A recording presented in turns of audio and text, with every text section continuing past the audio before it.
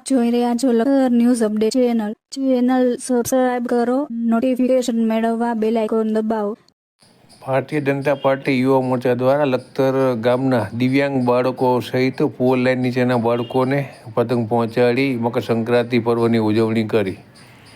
Bharatiya Janata party દ્વારા ઘણા વર્ષોથી એક અભિગમ અપનાવવામાં આવ્યો છે કે કોઈપણ તહેવારની અંદર જરૂરિયાતવાળા લોકો સુધી પહોંચી અને તેમને પતંગ સહિત જે જરૂરી ચીજ વસ્તુઓ છે તે ઉપલબ્ધ કરાવી। ત્યારે તેના ભાગરૂપે આજે લખતર તાલુકા ભારતીય જનતા પાર્ટી યુવા મોરચા અને વિવેકાનંદ યુવા બોર્ડ દ્વારા આજે લખતર ગામના જુદા જુદા વિસ્તારોમાં જઈ અને જે જરૂરિયાતમંદ બાળકો છે તે સહિત જે દિવ્યાંગ બાળકો છે તેમને પણ તેમના દ્વારા પતંગ અને દોરી પહોંચાડવામાં આવી હતી અને ખરેખર મકર સંક્રાંતિની ઉજવણી કરવામાં આવી હતી।